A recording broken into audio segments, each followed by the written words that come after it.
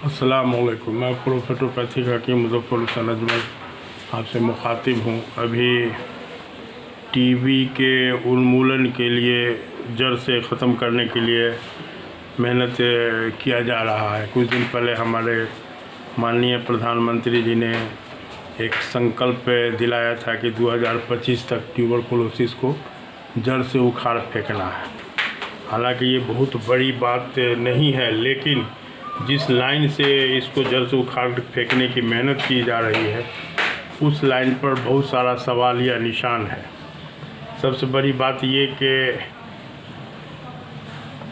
ये एक जरासीम के इन्फेक्शन के ज़रिए जो इसको माइकोबैक्टीरियम ट्यूबरकुलोसिस नाम के कीटाणु की वजह से ये बीमारी होती है।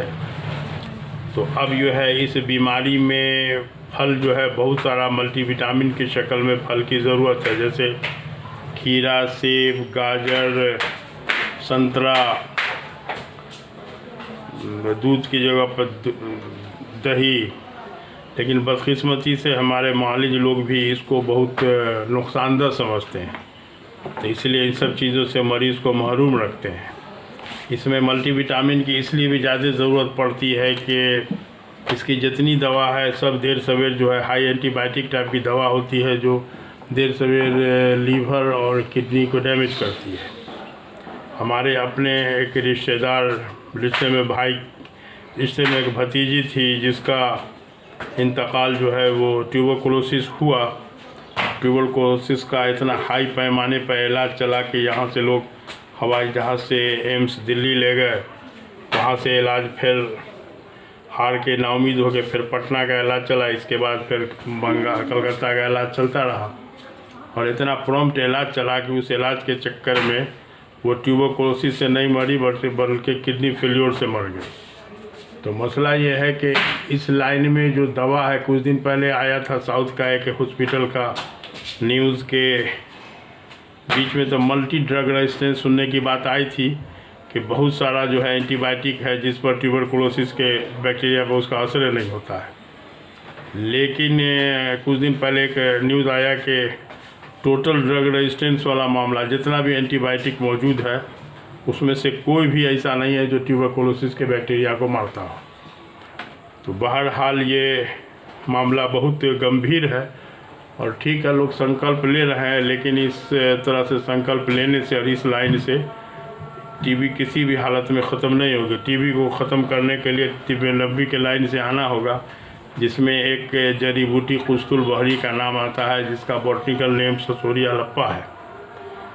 जो समझिए जब तक दुनिया में ससोरिया लप्पा मौजूद है तो ट्यूबरकुलोसिस के मरीज़ को नाउमीद नहीं होना चाहिए। लेकिन एक बहुत बड़ी खुशकिस्मती है अपने मुल्क के लिए कि वो जड़ी बूटी अपने मुल्क में ही, कश्मीर के लाहौल घाटी में ही मिलता है और कहीं नहीं मिलता है ये। तो अब यह है कि अल्हम्दुलिल्लाह अभी दस्तयाब है और उसको तरीके से अगर यूज़ किया जाए तो ट्यूबरकुलोसिस का बिगड़ा से बिगड़ा मरीज़ का भी माशाल्लाह उससे शिफा हो जाता है। तो उसके साथ है कि कुछ मल्टीविटामिन के लिए और कुछ और सब दूसरे ऑर्गन के सपोर्ट के लिए भी दवा मिला के दवा बनाने की ज़रूरत पड़ती है। और हदीस में आता है जैतून के तेल का नाम, तो जैतून के तेल को खाओ और लगाओ। इसमें 70 बीमारी में शफा है, जिसमें 5 बीमारी का नाम लिया गया है। प्लूरिसी एक बीमारी है जिसको फेफड़ा में पानी आने का मर्ज समझा जाता है, लेकिन वो समझिए ट्यूबरकुलोसिस का खलेरा भाई ये है वो। तो अब यह है कि इस तरह का, जिसमें 5 बीमारी का जो बताया गया इसमें जैतून के तेल के बारे में, तो उसमें यह है कि बवासीर, बासूर, प्लूरिसी, कोर और चमड़े की बीमारी। तो बहरहाल 2 दवा का, यानी कि जैतून का तेल और कुस्तुल बहरी के ज़रिए तो हमने बहुत बिगड़े से बिगड़े हालात वाले मरीज़ का भी, ट्यूबरकुलोसिस के मरीज़ का इलाज किया है। ये चीज़ माशाल्लाह बड़ी इसमें कारगर है। हालांकि इसके बारे में एक बार बहुत पहले, आज से करीब 20 साल पहले एक बात आई थी गवर्नमेंट के तरफ से, ये ऐलान किया गया था कि अगर किन्हीं के पास इसका इलाज हो तो उसको जो है वो उजरत दे के, मतलब उसका मुआवजा दे के, उस इलाज का तरीक़ा का मुआवजा दे के गवर्नमेंट उसको लेना चाहती है। तो उसके बारे में एक वेबसाइट था OSDD.net.in करके एक वेबसाइट दिया गया था, साइंस रिपोर्टर का न्यूज़ है। तो उस हिसाब से हमने जो है उस पर कुछ अपना जो है वो सबमिशन सब अपलोड किया भी था। बल्कि इसके अलावा भी उस ज़माने के प्रेसिडेंट ऑफ इंडिया को डायरेक्ट हमने एक ईमेल भी किया था कि ट्यूबरकुलोसिस का इलाज में हम सक्षम हैं। तो अब ये है कि चूँकि हमको अभी तक गवर्नमेंट की तरफ से कोई सपोर्ट नहीं मिला है, इसीलिए हम इसका मुआवजा लेके बताने को तैयार हैं। तो उसके लिए ऐसा किया जा सकता है कि हमको कोई हॉस्पिटल में डिप्यूट किया जाए और वहाँ ट्यूबरकुलोसिस के मरीज़ सबको रख के उसका हम इलाज कर दें। तो बहरहाल अपने स्तर की बात थी, जहाँ तक हमने अपना कोशिश और हिम्मत दिखा दिया, और इस लाइन में बड़ी अच्छी बात है। लेकिन हमारा ये दावा है कि जब तक कि इस जड़ी बूटी या जैतून का तेल वगैरह का इस्तेमाल नहीं किया जाएगा, ट्यूबरकुलोसिस के मर्ज़ पर फतह पाना बहुत मुश्किल, नामुमकिन अगर नहीं तो वह बहुत मुश्किल तो ज़रूर नज़र आता है। इसमें अब यह है कि अब एलोपैथ वाले को अपना ईगो नहीं बनाना चाहिए कि उनके पास इलाज नहीं है। कोई जड़ी बूटी वाला जो है कोई बता रहा है ये तिब्बे नबी की चीज़ है, तिब्बे नबी की चीज़ वर्ल्ड वाइड वाली चीज़ है, और इसको कहीं पर भी किसी भी हालत में अगर तिब्बे नबी के गाइड के हिसाब से इस्तेमाल किया जाएगा तो कभी कोई साइड इफ़ेक्ट, कोई दिक्कत नहीं होगा।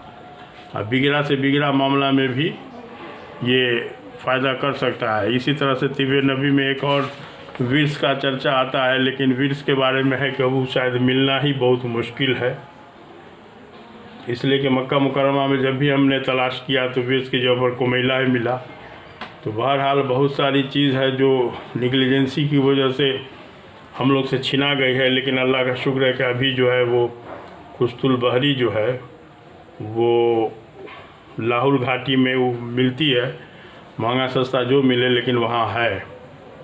तो इस तरह का अगर चाहे गवर्नमेंट तो उसको हम सपोर्ट कर सकते हैं। तो अब मजबूरी है, जब सुनने में आता है बात तो दिल में जो बात जानकारी है तो बर्दाश्त नहीं होता है कि गवर्नमेंट संकल्प ले रही है, बड़ी अच्छी बात है। लेकिन इस तरह के संकल्प से खुद डॉक्टर लोग भी जानते हैं कि उनकी दवा में कितना साइड इफ़ेक्ट है और कहाँ तक जो है। इसमें एक तो लोग अपना नाकामी छिपाने के लिए बड़ी अच्छी बात बोल देते हैं कि मरीज़ को जो दवा दिया जाता है, मरीज़ एक दिन भी दवा लेने में अगर नागा कर देगा तो फिर दवा बेअसर हो जाती है, तो फिर उसको एक से शुरू करने की ज़रूरत पड़ती है।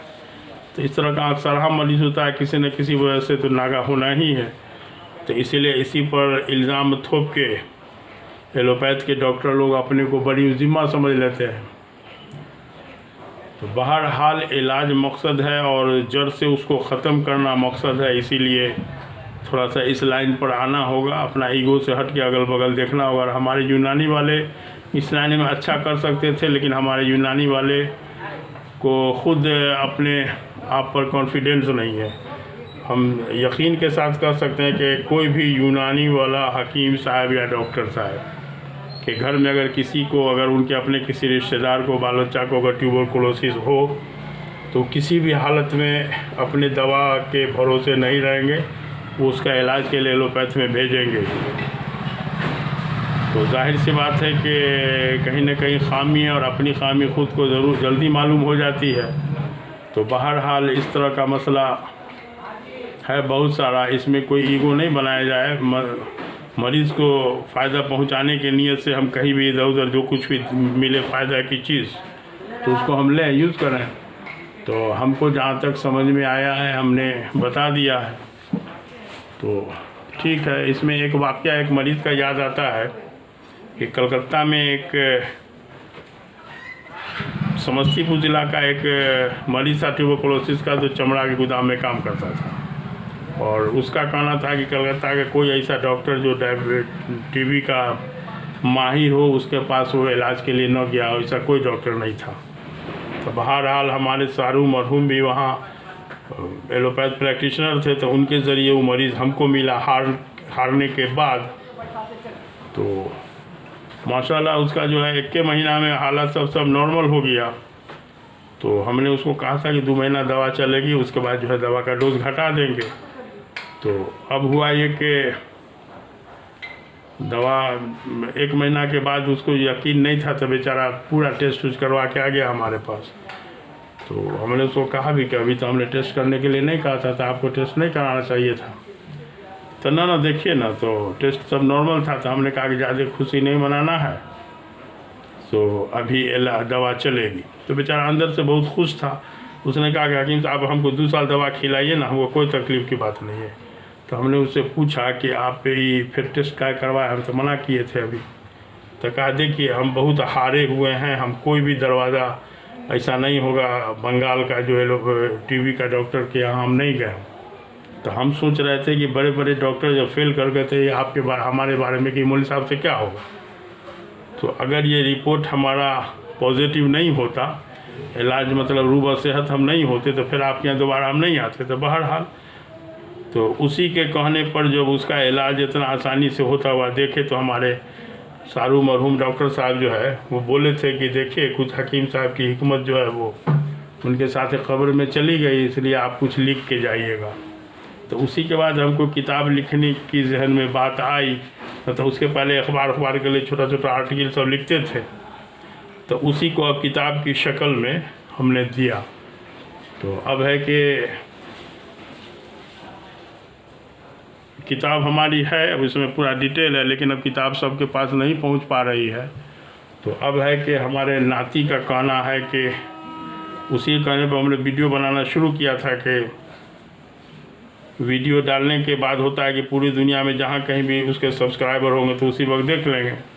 तो रियल में इससे हमको थोड़ा सा ज़्यादा फ़ायदा नज़र आता है, इसलिए अब अखबार के लिए लिखना भी हमने बहुत कम कर दिया है। महीना में 1-2 आर्टिकल लिखते हैं, बाद बाकी अब थोड़ा सा वीडियो पर ही ध्यान रहता है। तो वीडियो लंबा हो जाता है, तो इस पर ध्यान नहीं दीजिए। इसके सब्सक्राइबर को बढ़वाइए और शेयर करवाइए ज़्यादा से ज़्यादा, तो थोड़ा सा इससे आपको भी फ़ायदा हो और हमारा भी हिम्मत बढ़े।